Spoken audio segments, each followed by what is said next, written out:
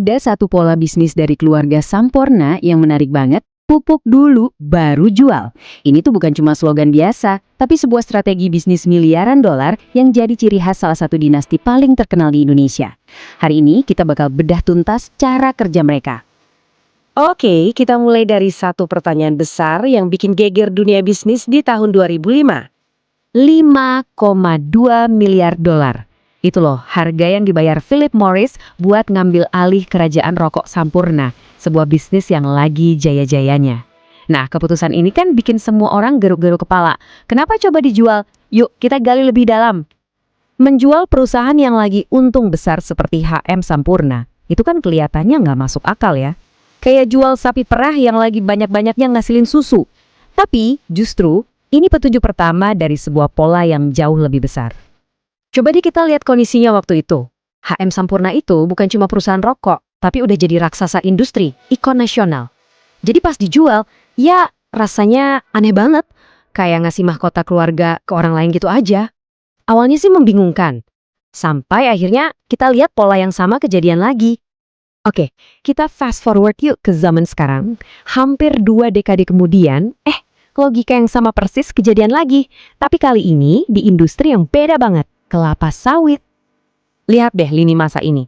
Kejadiannya baru-baru ini loh sama Sampurna Agro, perusahaan sawit mereka. Polanya mirip banget. Sahamnya dipindahin dulu, terus nggak lama kemudian dijual ke pembeli strategis.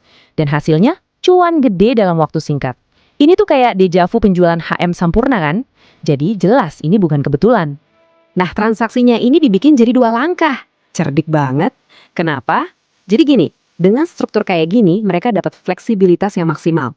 Proses jual beli ke investor asing jadi lebih gampang, dan ya seringkali lebih efisien juga dari sisi aturan dan pajak global. Nah, ini bagian yang paling bikin melongo. Lihat angkanya. Waktu transfer internal, nilai per sahamnya itu sekitar Rp1.960.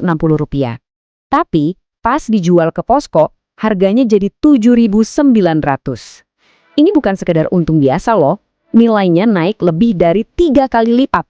Semua ini karena mereka pinter banget memposisikan aset ini buat pembeli strategis dari luar. Jadi, makin jelas kan, ini semua bukan kebetulan. Ini tuh strategi yang udah dipikirin matang-matang dan terus diulang. Inilah yang kita sebut pola baku Sampurna, sebuah filosofi bisnis yang unik banget.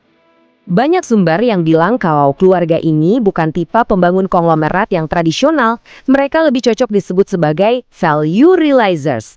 Apa itu? Ya mereka adalah investor yang bangun perusahaan bukan untuk diwariskan turun-temurun, tapi justru untuk dijual pas nilainya lagi tinggi-tingginya. Nah, di sini letak perbedaan paling mendasarnya. Kalau biasanya bisnis itu dianggap anak kandung yang harus dijaga sampai 7 turunan, bagi mereka beda. Bisnis itu ya aset di dalam portofolio, dirawat, dibesarkan, terus dijual. Jadi, intinya itu ada di model pupuk lalu jual ini, model yang bisa diulang-ulang terus. Mereka udah lakuin ini di tembakau, di kelapa sawit, dan mungkin di sektor lain juga.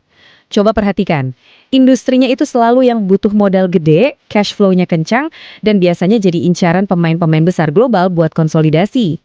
Pola ini, yang fokusnya ke sektor dengan cash flow gede dan menarik buat investor global, ternyata nggak berhenti di perusahaan publik aja.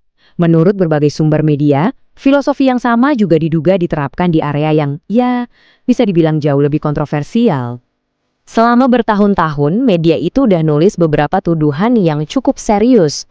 Salah satunya, ya kutipan ini, dari seorang tokoh yang cukup dikenal. Oke, sebelum lanjut, ini penting banget buat dicatat.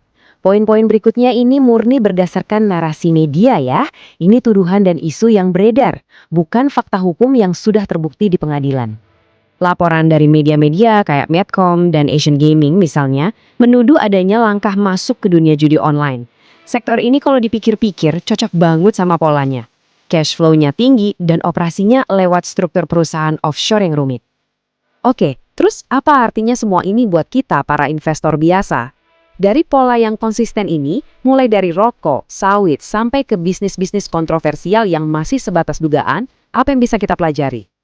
Pelajaran utamanya sebenarnya simpel, tapi penting banget. Kalau Anda lihat ada nama besar kayak Sampurna di daftar pemegang saham, jangan langsung anggap mereka bakal di situ selamanya. Jadi daripada kita berasumsi mereka bakal komit menjangka panjang, rekam jejak mereka justru nunjukin hal sebaliknya. Kehadiran mereka itu seringkali jadi sinyal bahwa perusahaan ini lagi dipoles, disiapin buat dijual lagi dengan harga yang lebih tinggi. Ini dia kuncinya. Mereka itu nggak jatuh cinta sama asetnya, entah itu pabriknya atau kebun sawitnya. Mereka jatuh cintanya sama return atau imbal hasilnya. Tujuannya selalu satu, merealisasikan nilai investasi setinggi mungkin. Dan ini membawa kita ke sebuah pertanyaan terakhir yang penting banget buat siapapun yang main di pasar modal. Lain kali Anda lihat ada nama keluarga besar masuk jadi investor di sebuah perusahaan, coba tanyakan ini. Mereka lagi bangun dinasti? Atau cuma lagi nyiapin pintu keluar?